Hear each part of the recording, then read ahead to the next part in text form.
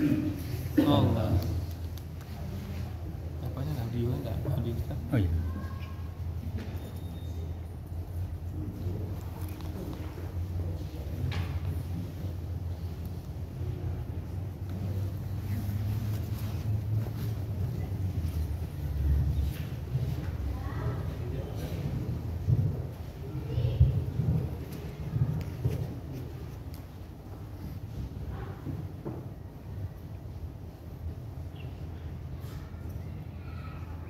Penyambung suara enggak?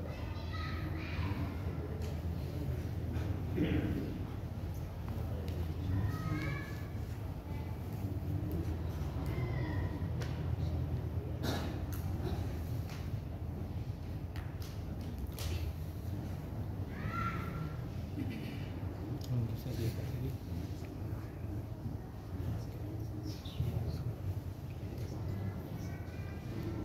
Assalamualaikum warahmatullahi wabarakatuh. Waalaikumsalam warahmatullahi wabarakatuh. Alhamdulillahilladzi an'ama 'alaina bi ni'matil iman wal islam. Asyhadu an la ilaha illallah wahdahu la syarika lah. Wa asyhadu anna Muhammadan abduhu wa rasuluh sallallahu alaihi wasallam la nabiyya ba'dah.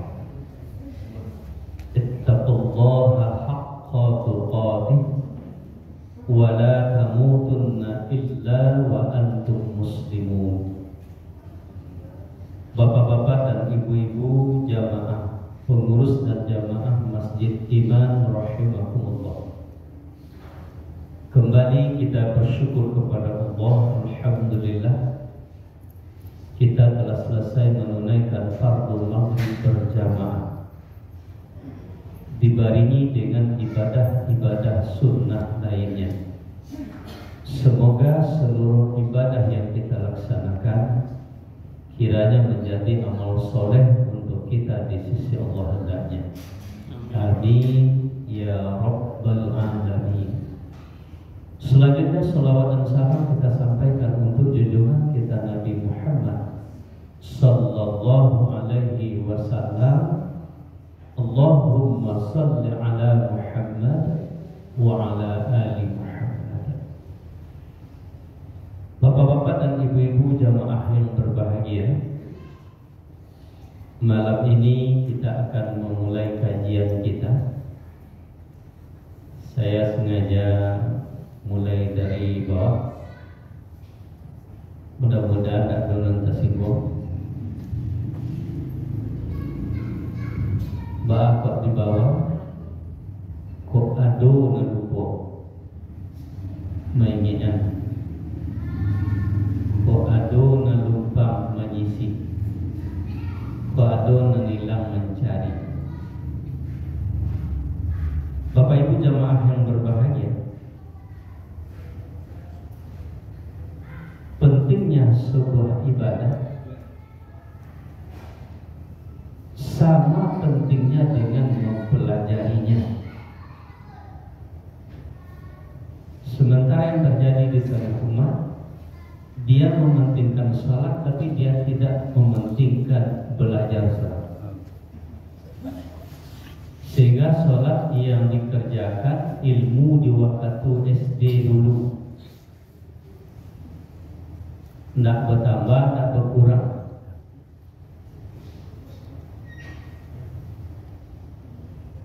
Sehingga doa iftitahnya sampai kini sepertigo ini baru. Yang membaca wajah itu sepertigo, wa ana minal muslimin sampai situ sepertigo itu. Ada 2/3 lain. Kalau kita pedomani hadis Rasulullah. Nah, kemudian beribu-ribu kali kita baca surah Al-Fatihah,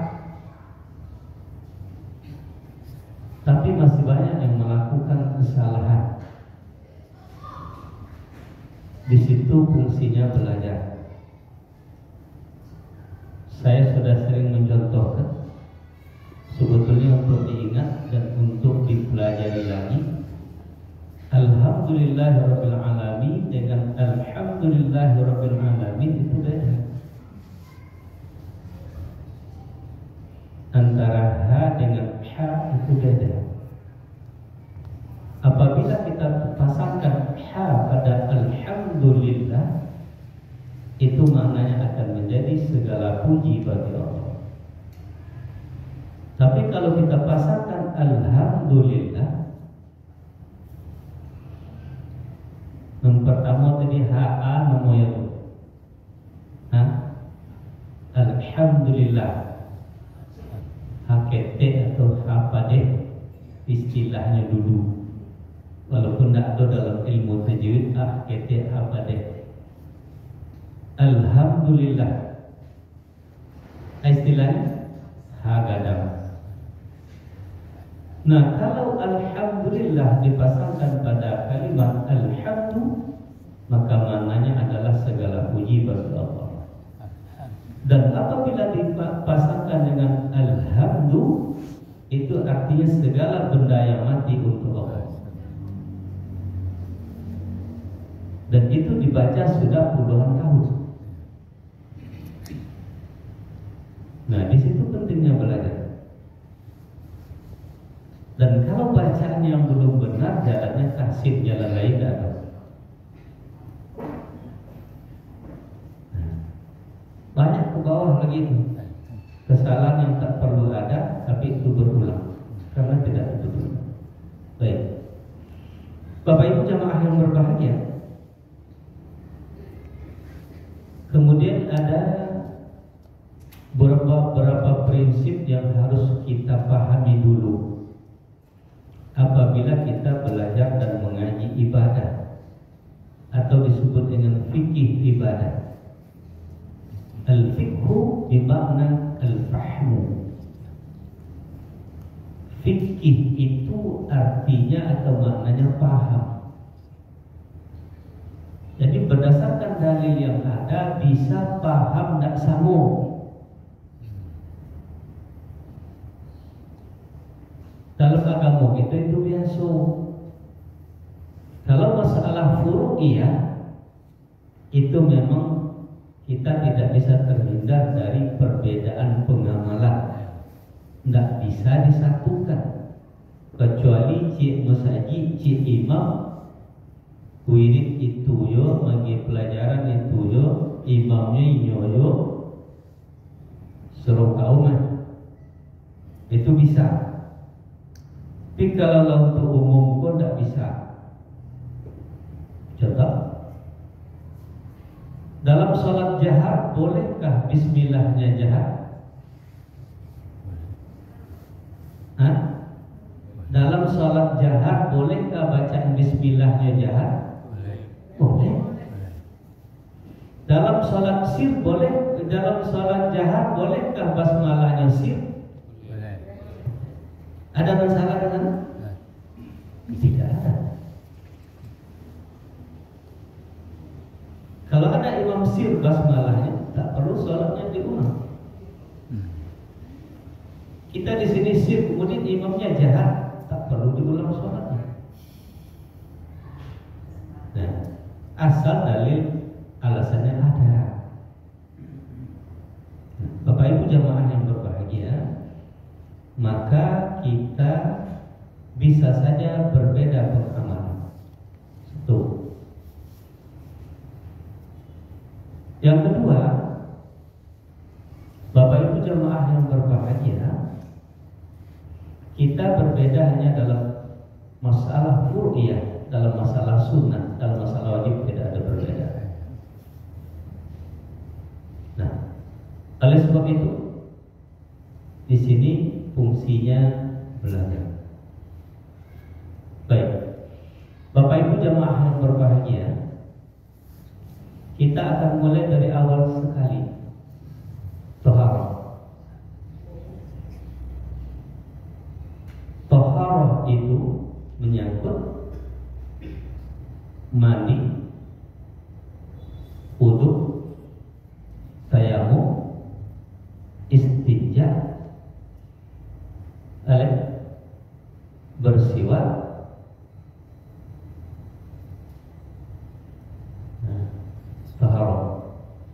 Tapi yang akan kita baca yang menyangkut dengan ibadah sholat, berarti istinja, wudhu, tayamum, istinja, wudhu dan tayamum. Setelah itu kita akan masuk sholat. Baik, Bapak Ibu jemaah yang berbahagia,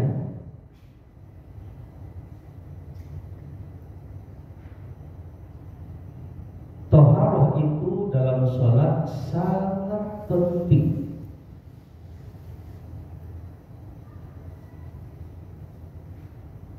La salat liman lam yatawadda. Tidak sah salat apabila dia tidak berwudu, dan batal pula salat apabila salatnya wudunya batal. Jadi wudu sebetulnya tak sederhana. Nah, sehingga Allah mencintai orang yang bersih. Innallaha yuhibbut tawwabina wa yuhibbul mutatahhirin. Sesungguhnya Allah mencintai orang yang bertaubat dan mencintai orang yang bersih. Nah, kebersihan yang kita lakukan adalah dalam menggapai cintanya Allah kepada kita. Betapa fungsinya besar fungsi itu. Betapa besarnya fungsi taharah. Nah, kadang-kadang kita serampangan saja. Nah, Bapak Ibu jemaah yang berbahagia, bayangkan taharah itu adalah salah satu jalan untuk mendapatkan kecintaan Allah kepada kita. Itu Allah yang berkata, Al-Baqarah 222. Innallaha yuhibbut tawwabina wa yuhibbul mutatahhirin. Nah, Bapak Ibu jemaah yang berbahagia, karena mengulang tentu kita entah, ya, kalau kadang-kadang kita selewat saja.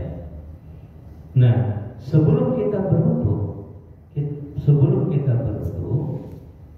kita mesti dan harus beristinja.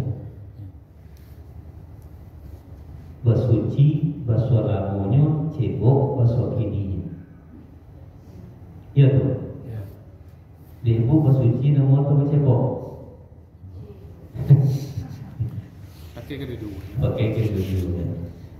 Kalau basuh sesu bersuci, basuh kini cebok.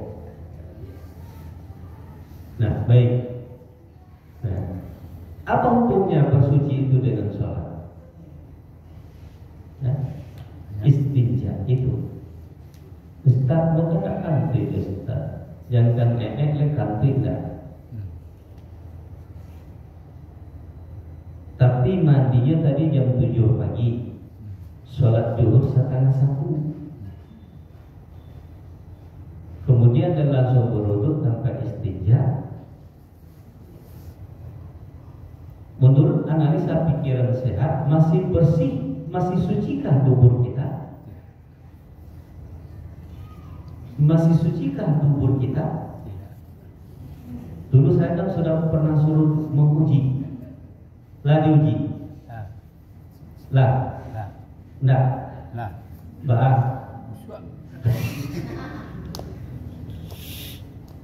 Ya dulu kan saya sudah pernah suruh uji. Kalau ibu tidak percaya walau berjam-jam itu kita tak istinja, sebelum kita istinja, colek ujung dubur kita dengan telunjuk kiri, bawa ke hidung.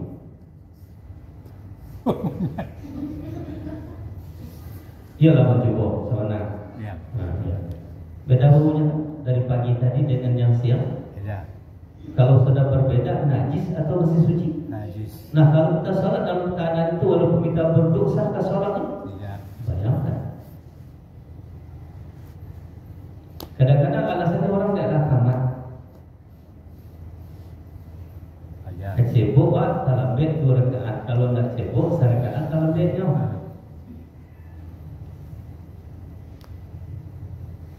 Mana yang lebih bernilai sholatnya? Talabek 2 rakaat daripada talabek serakaat tapi tak istinja. 2 rakaat. Ya. 2 rakaat. Justru yang talabek serakaat tidak cebok tu solatnya batal. Kenapa? Karena tak suci. Syarat sah solat itu suci badan, pakaian dan tempat dari najis, salah satunya. Suci badan, pakaian dan tempat dari najis. Itu makanya karpet al-iman itu terpuji di Mutawid dan itu mendakwahkan dari mudah-mudahan jangan ada perubahan. Sebab karpet yang bernajis dengan yang suci baunya beda. Kenyamanan dalam sholat kita beda. Iya tak? Hah? Ya. Walaupun kita tak tahu kondisi sebenarnya, tapi kita rasakan dengan batin kita bahwa kita tak nyaman lagi. Bayangkan kalau sholat tak nyaman, busuk apa yang akan datang? Baik. Nah, Bapak Ibu jemaah yang berbahagia, begitu pentingnya istinja. Tapi kalau dari maghrib ke isya sampai 10 menitnya, atau kalau diuji barang tak berubah bau dia tuh. Silakanlah diuji barang. Bisa. Ya. Malah kita masih dianggap dalam keadaan suci dan siapa yang tidak mau mengulangi wudhunya masih sah di bawah sholat.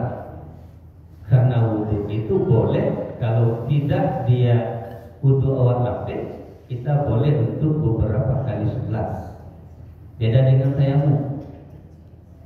Atau tayamum hanya 1 kali tayamum untuk 1 kali sholat fardu. Tak boleh 2. Walaupun maghrib dan isya berdekatan. Nah, baik, Bapak Ibu jemaah yang berbahagia, saya mau ingatkan saja, ya, karena ada hubungannya dengan sholat. Kemudian karena nanti kita akan berbicara dalam wudhu adalah, kalau dalam wudhu yang kita buang apa? Najis. Dalam wudhu yang kita bersihkan hadaskah atau najiskah?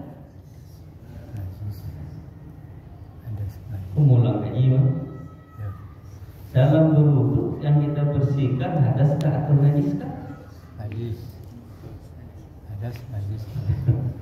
Nah, itu berbentuk kaji. Ya.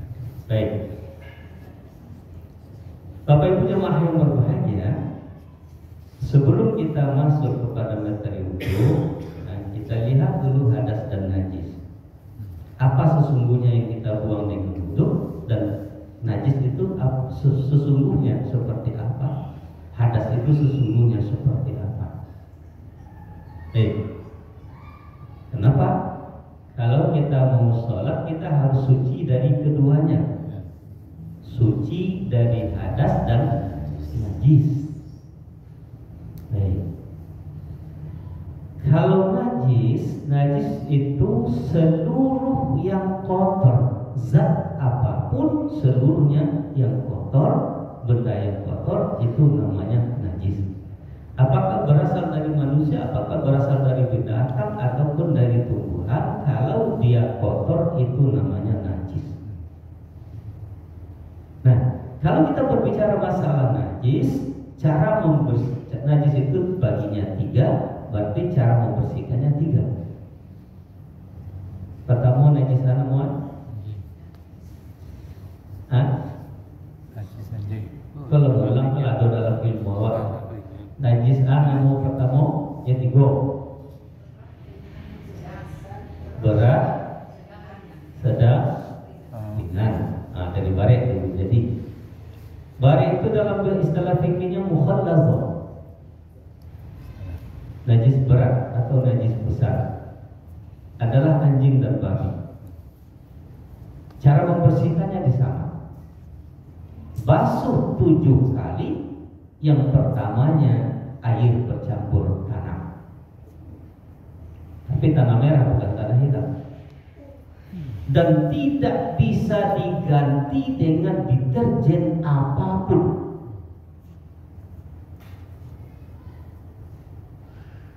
Wih, omo biru, alek rinso,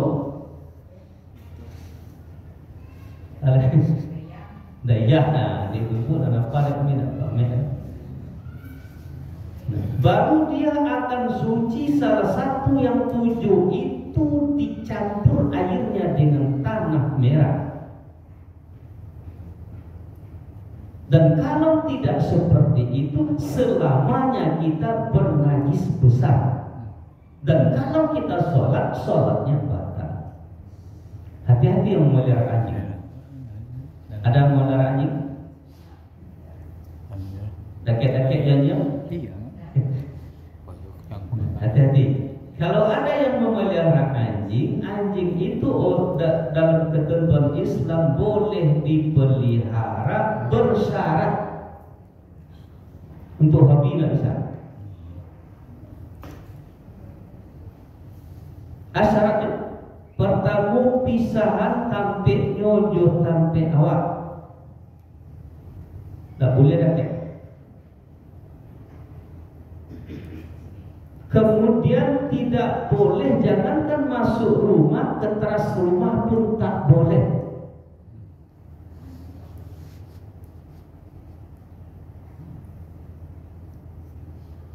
Sebab liwanjil itu berserak-serak saya, apalagi panih hari, nyo lidahnya keluar. Iya kan? Tuh liwanjil berserak-serak. Ibu kapai sholat tuh tayyak, tuh langsung sholat. Saya sholat Allah ibu basuh 7 kali, tapi tidak ada tanahnya dosa. Dan ibu basuh 7 balik kali, tapi tidak ada dicampur tanah sah. Nah, makanya bersyarat pemeliharaan. Kemudian syaratnya ada keahlian anjing itu yang kita ambil. Contohnya menjaga rumah dari maling. Sebab anjing mana tuannya mana maling tahu beda tak nampak bana dek bau saja tahu. Tapi walaupun anjing adoloi lipunan yang bisa kita ambil dari anjing, tidak seluruh bulu.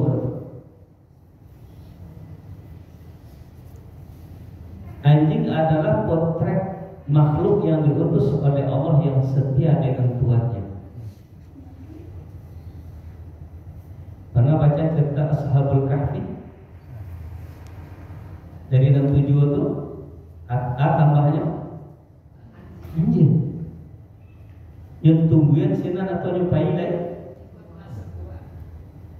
masuk idenya atau mati.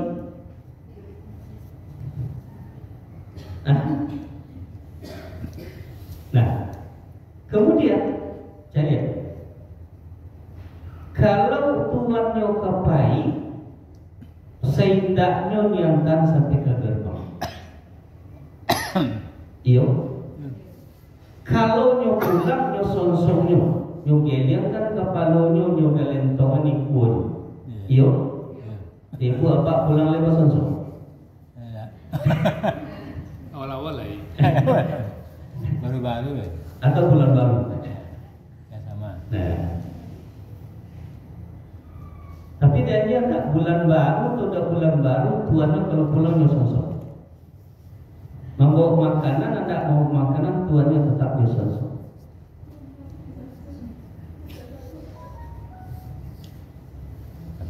Berarti itu ragu ilmu itu. Baik. Tapi jangan ditaruhin analisanya, masa nggak itunya. Baik. Nah, Bapak Ibu jamaah yang berbahagia. Kemudian najis pertengahan. Apakah kotoran dari manusia, apakah kotoran dari binatang selain dari anjing dan babi tadi itu najis pertengahan, kecualinya air pipis bayi laki-laki yang belum dimakan selain dari ASI, kecuali. Nah, bayi perempuan Pak Ustaz najis pertengahan, sama dia najis jauh jamban namanya. Kalau laki-laki tidak sama juga jamban nampaknya. Kok beda tuh Ustaz? Mbak Alam jawabnya tadi bedakan dengan ketentuan syarat. Kalau dianalisa Pak Ustaz, bisa kita analisa seketik. Kalau laki-laki jalan air pipisnya samping daripada produksi, polongannya beda. Mungkin ada analisanya ke situ, wallahu a'lam.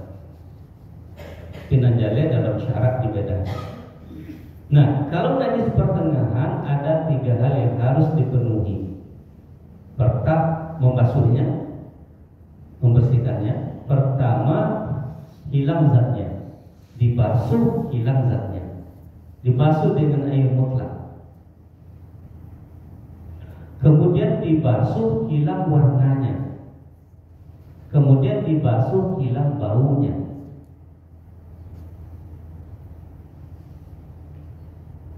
Nah, makanya ibu kalau mencuci pakaian bayi, diberasnya dulu, baru dimasukkan sama orang lain jauh mesin cuci. Kalau enggak ibu membersihkan sesuatu dengan najis jadinya. Kecuali pipis bayi laki-laki yang belum makan selain ASI. Nah, itu najis ringan, mutawasitah yang tengah tadi, mukhaffafah yang ringan. Pipis bayi laki-laki yang belum makan selain dari ASI itu tak perlu dibasuh. Itu cukup dengan ambil air mutlak kemudian percikkan di atas yang kena najis, itu sudah suci. Baik dewasa juga. Baik orang dewasa juga. Bayi. Bayi. Bayi yang belum makan, yang belum minum selain dari ASI. ASI itu air susu ibu.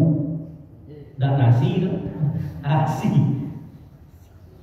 Kalau lah ada susu tambahan, tidak berlaku masuk najis pertengahan. ASI, air susu ibu, hanya itu, tidak ada tambahannya. Berarti bayi laki-laki itu pipisnya umur seketik dari air mutlak. Oke, dipercikan. Baunya beda juga. Ibu bedakan tak pipis bayi laki-laki dengan bayi perempuan? Bedakan? Kebetulan anakmu ada laki-laki. Alhamdulillah. Tapi tiba di cucu pertama lagi laki-laki ya Allah. Di situ mau bedakan.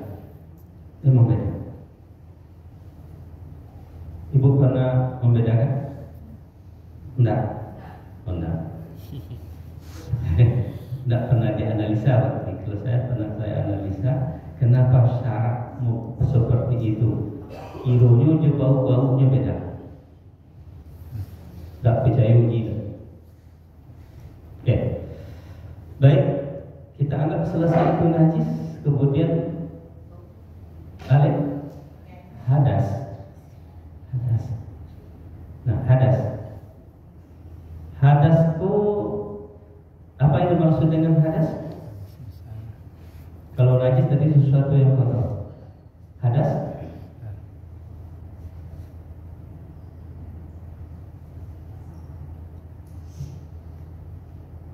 Apa emang hadas apa? Tapi hadiah lah. Tanya tadi kita ngomong. Hadas apa? Ada masih ada Sebab nanti hubungan hadas ini dengan wudu, yang dibuang dalam wudu itu hadas bukan najis. Kalau buang air itu ada. Makanya niat wudu itu nawaitul wudu li-raf'il hadatsil asghari fardhan lillahi ta'ala. Bukan nawaitul wudu li-raf'il najasi, bukan najasi tapi hadasi. Jadi yang kita sucikan dengan wudu bukan najis tapi hadas. Kalau najis sudah selesai sebelum berwudu. Contoh, ibu terpijak ciri ayam, ibu nantian berwudu, berasian atau langsung berasian? Langsung. Ibu kakinya kena kejaban anak, berwudu, ekor dibasuh atau ekor dibasuh sekali kalau lah ke WC? Susah. Nah, anggota wudu waktu kita berwudu rasanya tak ada najis lagi, kecuali yang tidak kita ketahui. Nah, makanya niat wudu itu nawaitul wudu li-raf'il hadatsil asghari fardhan lillahi ta'ala. Sengaja aku berwudu mengangkatkan hadas kecil, fardu karena Allah Ta'ala, tidak najis. Nah, sementara dalam logika berpikir kita selama ini, dalam berwudu itu yang kita angkat adalah najis. Tidak. Sebelum berwudu, kalau kubur dan dubur kita kotor, kita istinja dulu. Ya. Nah. Baik, sebelum berwudu kita bersihkan tangan kita dulu yang selalu memegang segala sesuatu, mana tahu nanti kotor. Tadi bersihkan dulu. Nah, kalau begitu hadas itu apa?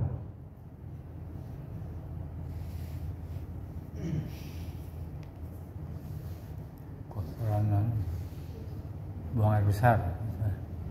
Itu terciri, bukan terjadi. Hadas. Bab man segala sesuatu yang bau melekat pada alam. bau, masuk bau ketiak. Najis berarti itu. Yang bau itu najis. Hadas tidak bau. Abu, buku jenis taklif. Aku mau kasih dan cici. Baik. Hadas itu adalah hal keadaan seseorang setelah dia buang hajat, atau setelah buang sesuatu, atau setelah melakukan sesuatu. Kok dibenci seperti ya? Hal keadaan seseorang setelah buang hajat, apakah setelah kentut, apakah setelah apakah setelah pipis, atau karena mengeluarkan sesuatu, darah misalnya, haid, nifas, mani misalnya, mazi, wadi, atau karena melakukan sesuatu, sanggama. Nah, keadaan yang kita baca itu setelah itu namanya kita berhadas. Berarti kalau najis umumnya di luar, kalau hadas umumnya di dalam. Nah, syariat diturunkan oleh Allah untuk membersihkan hadas berapa bagian? Dua. Pertama, besar. Kedua, kecil. Besar dibersihkan dengan mandi, kecil dibersihkan dengan wudu. Besar dibersihkan dengan mandi, kecil dibersihkan dengan wudu. Makanya nawaitul wudu li-raf'il hadatsil asghari fardhan lillahi ta'ala. Nah. Baik, Bapak Ibu jemaah yang berbahagia, berarti kita selesai buang air kecil atau buang air besar atau selesai buang angin, tempat keluarnya sudah kita bersihkan, kita sudah bersih tapi belum suci. Kenapa kita belum suci karena kita berhadas. Kenapa kita berhadas? Karena kita sudah buang sesuatu yang kotor dari badan kita. Nah, keadaan itulah yang disebut dengan berhadas. Dan kalau dia kecil bisa dibuang dengan wudhu. Makanya wudhu tidak sesederhana yang kita pikir. Malah wudhu itu dalam hadis Rasulullah bisa menggugurkan dosa. Bukan hanya bisa menggugurkan hadas, tapi bisa menggugurkan dosa. Baik. Makanya perlu kita baca najis dan hadas sebelum kita sampai kepada arena wudhu. Nah, Bapak Ibu jamaah yang berbahagia, oleh sebab itu, sekali lagi, kalau kecil hadasnya dibersihkan dengan wudhu.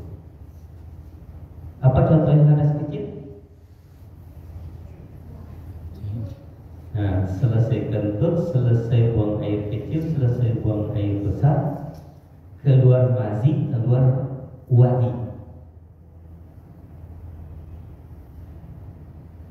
Kalau keluar mani, itu mandi wajib. Karena mazi dengan mani beda, walaupun bentuknya sama. Apa yang membedakannya? Penyebab keluarnya. Itu saudara cowok. Lendawak. Tidak kali-kali telinga ya. Nah, itu saudara cowok. Ada bersih sampo, agamo, dilanjang. Nah, baik. Apa bedanya? Nanti supaya kita jangan salah membersihkannya. Nah, kalau kentut buang air kecil, buang air besar itu hadasnya kecil, itu jelas bersihnya dengan wudhu. Kemudian yang lain mana yang kecil dan mana yang besar? Pertama keluar mani, apakah laki-laki dan perempuan? Kalau perempuan apa namanya? Ovum tadi namanya. Kenapa disebut mani? Karena keluarnya memancar. Nah, kenapa dia memancar? Karena dia menikmati syahwatnya. Maka disebabkan oleh sanggama dan disebabkan oleh onani.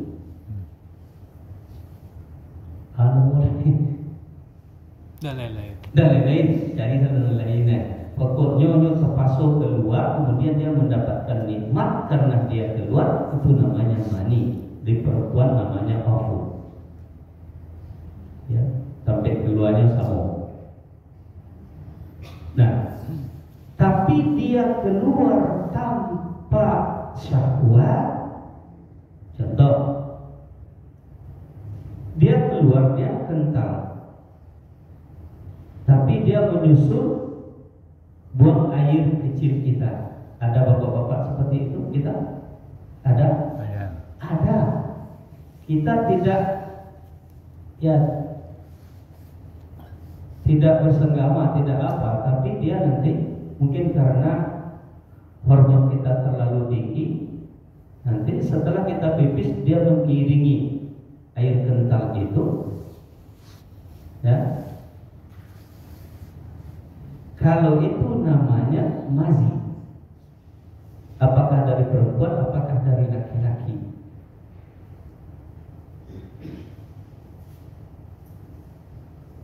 Wadi namanya. Wadi kalau yang mengiringi itu. Itu tidak perlu mandi wajib. Tapi cukup dengan berwudu, bersihkan dan berwudu. Atau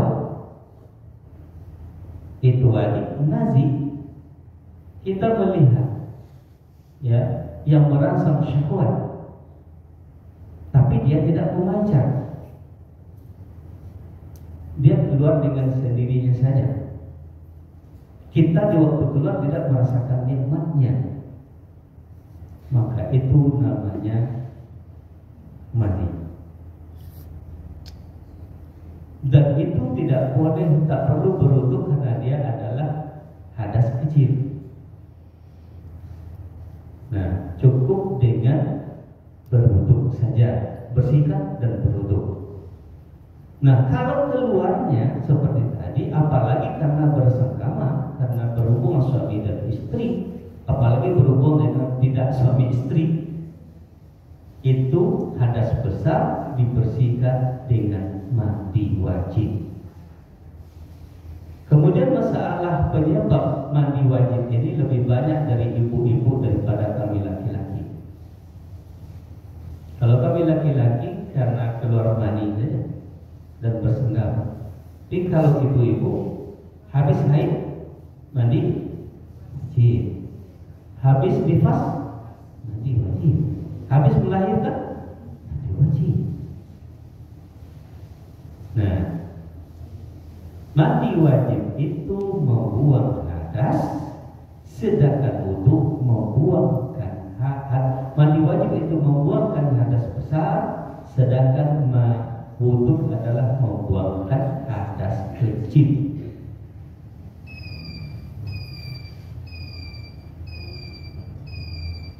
Finish? Ya, masuk Ustaz. Baik, itu barangkali dulu. Insya Allah kita sambung lagi 2 bulan atau 3 bulan lagi. Setiap Jumat kelima. Yang jelas bulan September Jumat kelima dan Oktober wallahu a'lam. Baik, itu dulu karena waktu kita sudah masuk. Kita agungkan asma Allah dengan mendirikan salat isya berjamaah. Mudah-mudahan ada manfaatnya kaji yang kita ulang setelah ini. Ya. Air mani itu najis. Ikhtilaf. Ada yang mengatakan najis karena dalam Al-Quran dikatakan setetes air yang hina. Ada yang mengatakan suci. Ya, oke. Tapi yang jelas kalau dia nempel bersihkan saja. Siapa yang menganggap najis bersihkan, ya. Kalau tidak dianggap najis dibersihkan juga. So dia nanti akan mengganggu. Ya. Kalau tidak punya menjajah di Sarawak, kalau tidak dibersihkan. Oke, ya itu istilah ya. Tidak sepakat mengatakan itu najis. Tidak sepakat. Ada yang mengatakan najis, ada yang mengatakan suci. Oke, baik. Kita akhiri dengan baca hamdalah. Alhamdulillahirabbil alamin wa rahmatullahi. Wassalamualaikum warahmatullahi wabarakatuh. Waalaikumsalam.